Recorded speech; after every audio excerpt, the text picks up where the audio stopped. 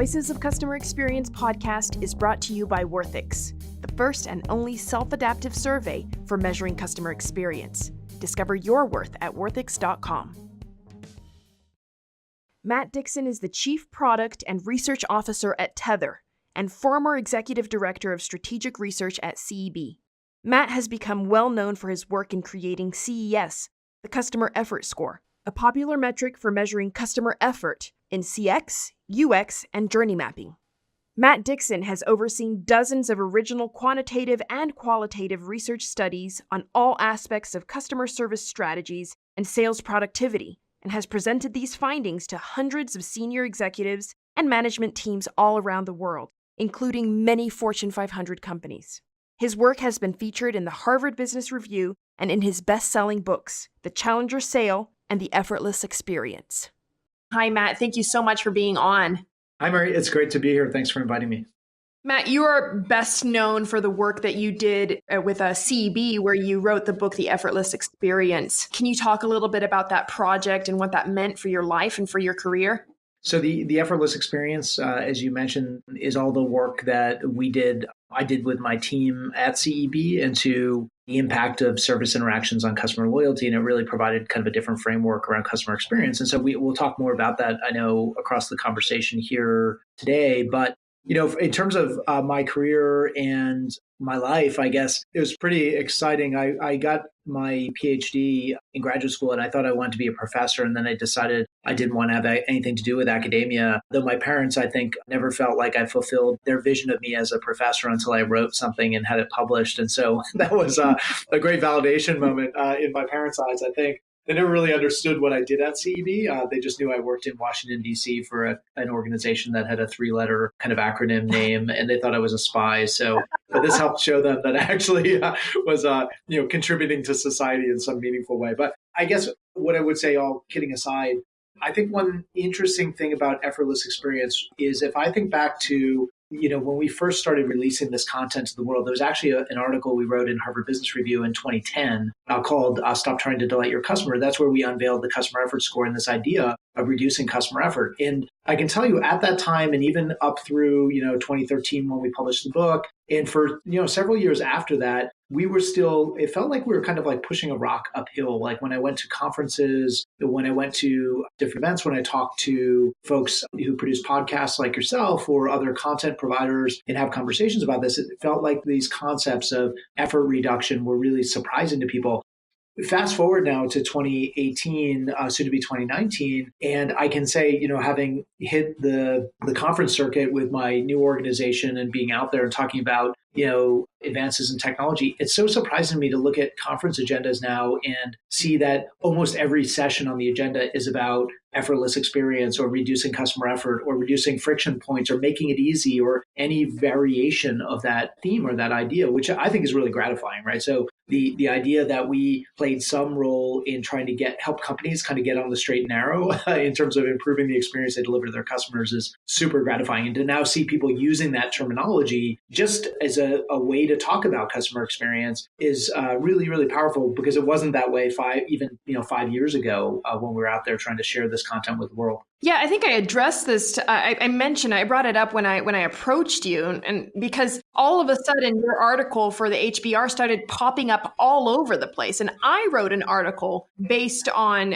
kind of talking about the difference or what's best or what should we focus on. Should it be surprising and delighting your customer or providing an effortless experience? And I was like, wow, this was written in 2010, and it's so current. The message is so current, and that's when I reached out to you, and I thought, well, I have to talk to this guy. I have to bring him on, because it's basically what everyone is all of a sudden, that the coins dropping and people thinking, oh, maybe there's something of value in this, Yeah. And it really has been going more strongly in that direction. But not only that, almost all the guests that I have had on my podcast this season have brought up customer effort score as if it were another traditional metric in the market. Right. You read the blog post today, and it's like, the 3 main metrics: customer satisfaction, and net promoter score, and customer effort score. And I'm like, wow, nice. Yeah. So I bet that's a pretty gratifying for you.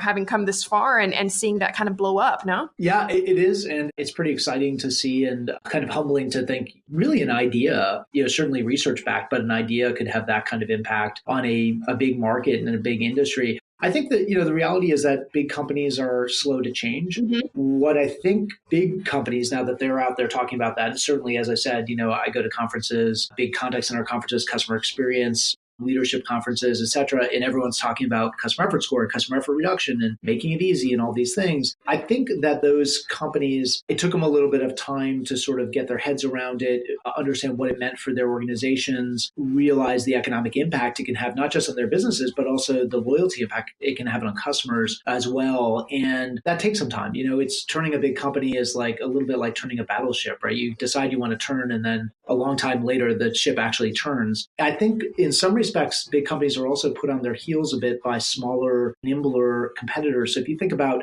I get asked this a lot, who do I think out there delivers a real effortless experience to customers? Many of those companies I point to are actually in the earlier stage of their growth. Right. I pointed to companies like Warby Parker, the online eyeglass prescription eyewear company. I pointed to companies like Sonos, which is now a public company. These are companies that I think started in a greenfield way, designing a customer experience really built around today's customer and the kind of experience customers wanted. So they weren't encumbered by a lot of the legacy policies or infrastructure or so on and so forth that many big companies struggle with and they have to kind of break free from. But I think in many respects, these companies start to put pressure on the big providers and steal share from them. Right. And then the big companies start to respond more aggressively and the battleship starts to turn a little bit faster. And now we're really starting to see it. So I think you're right. Everyone I talk to now, it's funny to me having my name associated with this stuff to see people just talking about it as if it's just a thing, like it's just taken for granted. It's the way you think about service and experience. Well, what comes to mind is Lemonade Insurance and how they're using chatbots and artificial intelligence to help process insurance claim quicker. Mm-hmm. And now you have companies like State Farm that are all of a sudden feeling that thorn in their side and starting to react. There was some stuff recently on the news about some ads that State Farm was running, trying to make fun of bots or,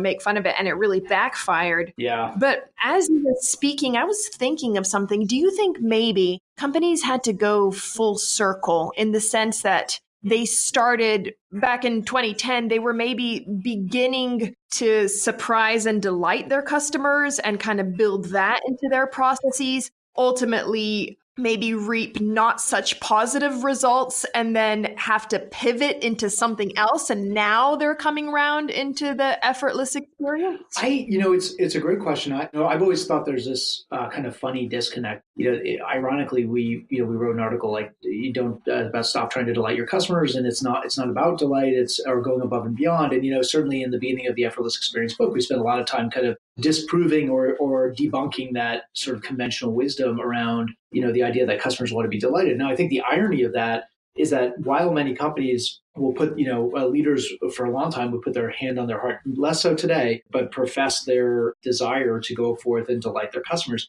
I think the reality is that companies have actually been really bad at doing that for a really long time. So, that, and I think that's actually the disconnect. It's probably less that they were pulling off the delight thing really effectively and weren't getting paid for it. I think the reality is that they were trying to pull off the delight thing and they weren't really doing it very consistently. And yet they kept getting poor survey results and bad negative word of mouth out there in the market. And they kept losing customers and they couldn't figure out why. And I think what they, when you study it with data, what we found, it's sort of overlooked in the book, but we say, hey, there's this conventional wisdom that you need to go and delight your customers. And look, customers actually aren't that loyal to you when you go above and beyond. What they really want is for you to just deliver on the thing you said you were going to do. That when the product or service you sold them doesn't work, that you actually make the process of getting things back on course and fixing the problem, that you actually make it easier than they expect it to be. And people are like, wow, that's really surprising. But the thing they miss is that when you actually ask customers will say that they're delighted by big brands only about 16% of the time. So that means that 84% of the time they're either, they sort of are like, meh, or they're very much underwhelmed, right? And so really, for those of you your listeners who are, perhaps football fans, we call this sort of the Hail Mary pass, which is like, you heave the ball up in the air and you hope somebody catches it. And sometimes it works, but usually it doesn't. And that's what I think of delight as. It's this thing that companies have embraced and they've celebrated. And if you go to any big company in the world, you'll see that they've got the wall of fame with their their thank you notes and the emails and the praise that customers in a moment of need, they felt like a rep really went above and beyond and really blew them away with some like a wow moment, a delightful experience. And they write a really nice letter, and that letter gets pinned up on the bulletin board, and that rep gets called up in front of the whole service organization, and they get a Starbucks gift card or some sort of, award, a Lucite trophy, and they get a pat on the back, and everyone is told to go forth and make sure we wow our customers. Don't just do what they want, but wow them. But when you really study it, what you find is that big companies are really bad at delivering that at scale. What they do a great job at delivering at scale is a really awful experience. And so they have really kind of mechanized that and routinized that. And I think what companies have realized is like, hey, let's stop heaving the ball up in the air and hoping somebody catches it. And let's go after the thing that's really causing us pain, which are these friction points, these sources of customer effort. The fact that we make our customers call us back over and over again, or the fact that our customers go to the website because they don't want to actually talk to our people. They want to take matters into their own hands and solve their issue on their own. But we make it really hard. Like our website's really clunky. It's loaded with jargon. It's just hard to understand. And then the customer bails out and they pick up the phone. Or when they call us, we transfer them all over the place. We tell them, hey, that's not my department, that's somebody else. So let me put you on hold and transfer you. Maybe you'll get disconnected and have to call back. These things cause customers a lot of pain. And what we always say, again, not to go too far with the sports metaphors, but customer service is actually a game for most companies of playing great defense. Your company has played great offense and has figured out a way to delight the customer with a great product. Maybe it's a really compelling, like you think about a Walmart or, a large, like an Amazon. Maybe they delight the customer with a fantastic set of options and inventory and a great everyday low price. Maybe you're an Apple and you delight the customer with a just really sexy product and exciting product and a fantastic user experience. Or maybe you delight the customer with a fantastic store experience or shopping experience. Or maybe it's just like it's like a Nike or something. It's a really cool brand that customers want to be associated with. There are lots of things. A lot of brand identity. Yeah, and there's a lot of things your company has invested in the name of playing offense and in delighting the customer. And what we're saying is when things go wrong, that's actually not the moment to delight the customer because, by the way, you're not very good at it. Your customers don't appreciate it when you do it. And so instead, plug the hole in your loyalty bucket by making things easier. When the customer reaches out to you with a problem, you need to focus on reducing those friction points and you want the reaction from the customer not to be, wow, that was so delightful and it exceeded my expectations, but rather, wow, that was easier than I thought it was going to be. Way simpler than I thought when I was getting tense and I was dialing that 1-800 number to get in touch with the company. I thought this was going to be awful. It actually turned out to be pretty easy. It was a pleasure to deal with them. In the current state of market research, uncovering actionable insight from surveys requires careful planning and execution, pleading and bargaining with customers for responses, processing endless data, or worse, trying to interpret what empty metrics can mean for your business. These are things of the past. Welcome to the future of surveys. Simple, short, adaptive, meaningful. Learn more at worthix.com. Well, let me tell you, like my take on it is that lots of times what you have in the best case scenario, when a surprise and delight goes perfectly well, right? So you get that Hail Mary and someone actually catches it. The best thing that's going to happen is a really good marketing campaign, perhaps. But essentially, how much is that going to affect your customer base? And more importantly, will that surprise and delight moment be enough to retain the customer even if the other parts of your processes fail? Will your customers still be loyal to you, because they went above and beyond that one time and they delighted me that one time, even though their product is crap and their service sucks? That's right.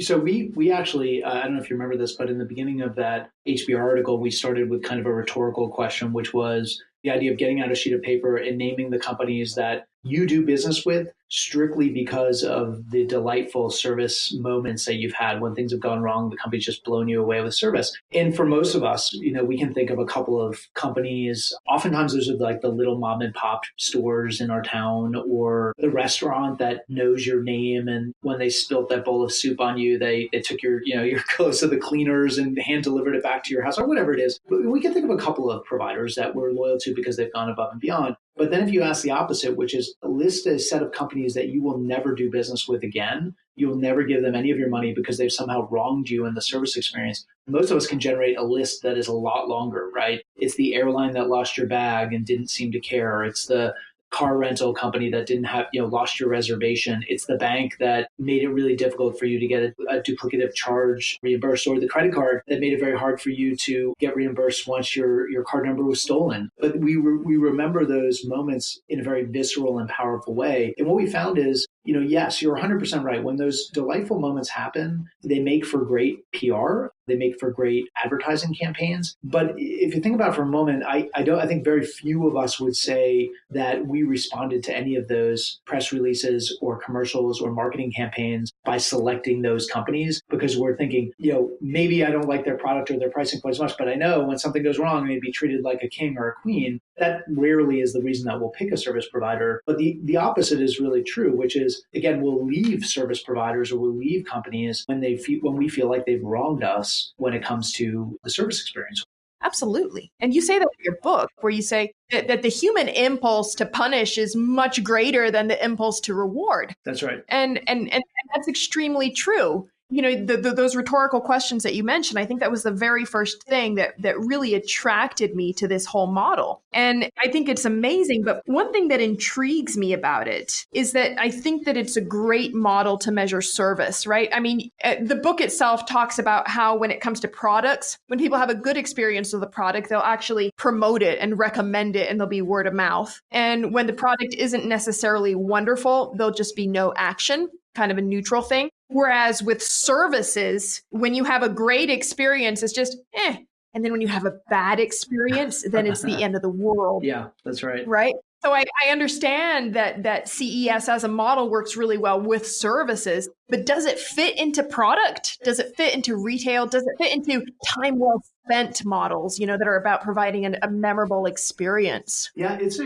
a really good question. I think you've captured it really well, that it is at once it feels unfair that when customers say good things, about companies, the good things they tend to talk about are the products in the product experience, or maybe it's the store experience, or maybe it's the brand. When they say negative things about companies, it's almost exclusively about the bad service they receive, bad issue resolution moments. I mean, all you have to do is go to a company's Twitter feed or Facebook page and just scroll through the verbatim. And what you'll find is again, all the good things that are said are praising the company for their great products or their great prices or their great shopping experience or whatever. All the bad things are about the bad customer service that's received when things go wrong. But I think you raise a really interesting question, which is, to what extent does effort, this idea of ease, factor into things like product or like brand? And while we didn't study this in the Effortless experience, when I was at CEB, certainly other parts of CEB explored this in their own domain. So I'll give you a couple of examples. One, in the marketing practice at CEB, they wrote a study that was actually also profiled in HBR around this concept called decision simplicity, which is about how customers reward companies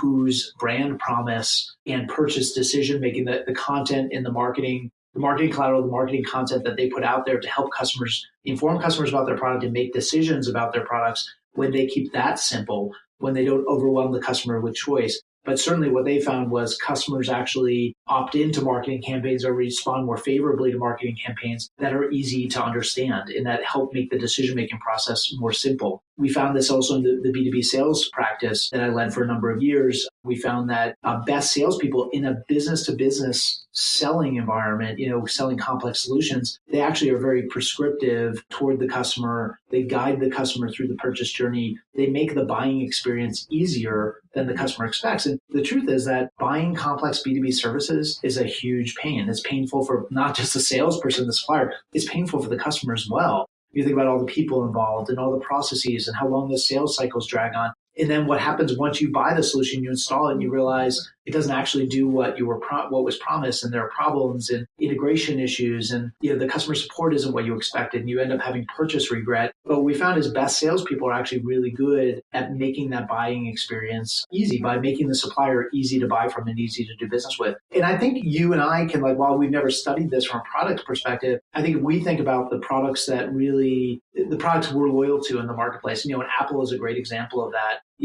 A super complex device that can be unpackaged and used without an instruction manual is a phenomenal level of simplicity baked into the product that I would say yeah, if you compare it with other products in the marketplace, I think there is an element of loyalty that these companies who design ease into their product experience are actually rewarded with more product affinity, more product loyalty. We see this in shopping as well. There are a number of retailers who have actually started to redesign the store around creating an easy shopping experience. Old Navy is a clothing retailer that we profile towards the end of the book. They took a hard look at the demographics of their customer base, and they found that their predominant shopper profile was the working mom, who's often going, trying to squeeze in a shopping trip, maybe buying back to school clothes for her kids, and is bringing the kids in tow to the store. And so they redesigned the store to be easier to navigate. The clothing racks are at such a height that you can see your kids as they dart in and out playing hide and go seek, through all the clothing in the shelves and such in the store. And what they found is that they've been rewarded with more repeat shoppers, bigger carts that people take to the checkout line, and very positive word of mouth about what a pleasure it was to get, so easy to get in and out of the store. And it wasn't as dreadful as people thought it would be. So again, a long-winded way of saying, I think there is something there. Certainly we study the service moment when things go wrong, but I think we would be naive to assume that ease doesn't really factor into how we pick products, how we reward brands, the stores we like to shop in versus the ones we don't. And I think if we think about it and we look at some of the data out there, ease does factor into many of those things. Did you know that surveys don't actually have to be annoying in order to gather insight? Quit pestering your customers with old, bulky surveys that are hard to answer and hard to process. Welcome to the future of surveys. Simple, short, adaptive, meaningful. Learn more at worthix.com. Let me ask you something. So, does that mean that the surprise and delight, or the idea of delighting your customers, should be thrown away altogether? Or is there a use for it still within organizations? So, for example, we had on this podcast Professor Peter Fader from Wharton. And one thing that he just hammers over the head is the fact that not all customers are created equal. So there are there's a number of customers that you have that you need to take better care of. So do you think that surprise and delight can still be used as a form of rewarding these maybe legacy customers or people who have been with you for a long time? Or do you think that you should just throw the model out entirely because it might create then an expectation of being rewarded that companies may not even be able to support over time?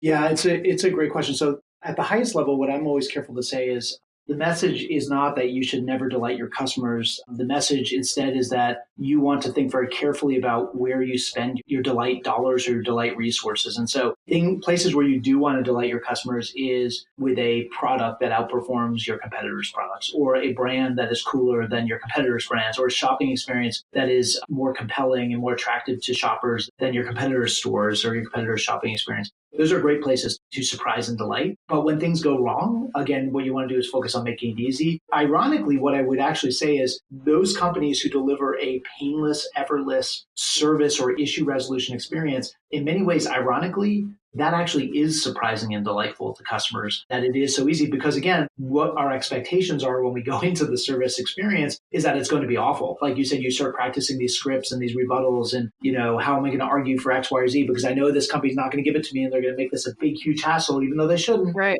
And I'm girding myself for battle. And then when you realize it's not a battle, that you actually get the thing you were looking for and you get it a lot faster in a much more simpler way than you expected, you kind of are surprised and delighted about how easy it was. Now, I will also say to the professor's observations about not all customers are created equal, I think certainly that is the case. One of the things we found in our research, we don't talk a lot about this in the book, but in some follow-on research, we found that, your customers come with what we call different baggage they bring to the service experience, and that baggage needs to be handled by the company. And one of the things we find that factors into that is customers their perception is that they're high value customers. So think about like a premier airline traveler, right? Somebody who's earned a high level of status, or same with a hotel or a frequent shopper, or this kind of thing. Customers go in and they do have a set of expectations around not just that this will be easy, but in fact that I'll be treated differently from everyone else, and that my loyalty will be recognized in some way, shape, or form, even if it's simply verbal acknowledgement.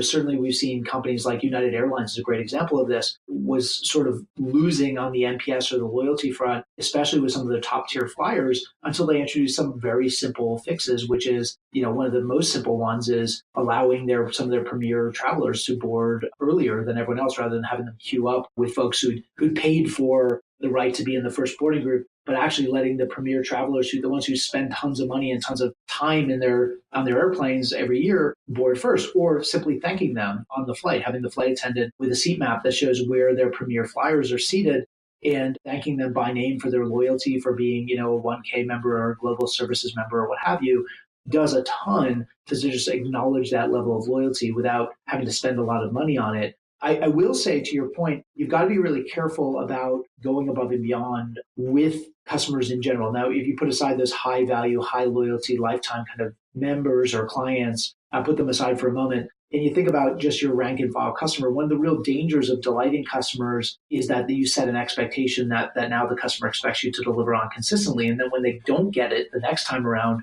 they're actually more disappointed than they would be had they never experienced that to begin with, right? So you do have to think about how the customer is anchored, both in their own mind as they think about their worth and their value and their loyalty to your brand, but also relative to previous service interactions they've had with you. And that's why we really impress upon companies.